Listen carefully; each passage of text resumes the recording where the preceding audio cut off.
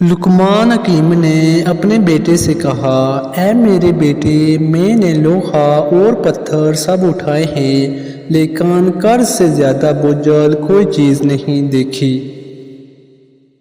میں نے پاکیزہ چیزیں کھائی ہیں اور اچھے آلات بھی دیکھے ہیں، لیکن عافیت آزمائش سے دوری سے زیادہ لذیذ چیز نہیں پائی، اور لوگوں کی طرف اپنی ضرورتیں لے جانے سے زیادہ تلخ کسی چیز کو نہیں پایا۔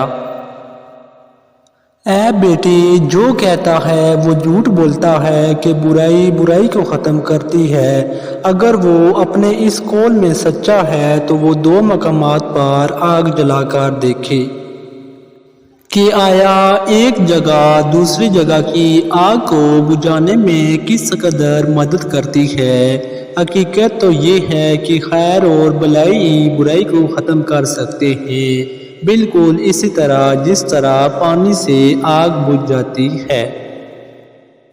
سفر میں اپنی سواری پر اعتماد نہ کرو، جب منزل قریب آ جائے تو اپنی سواری سے اتر جاؤ۔ شب کے آغاز میں سفر نہ کرو، سفر میں اپنے ساتھ اپنی تلوار، جوتی، امامہ، کپڑے۔ لقمان حکیم نے اپنے بیٹے سے کہا، نافہم عورتوں پر کبھی بھروسہ کرنا، کیونکہ وہ تمہیں نقصان کے سوا کچھ نہ دے۔ حضرت لقمان حکیم نے اپنے بیٹے سے فرمایا، حسد کی 3 علامتیں ہیں۔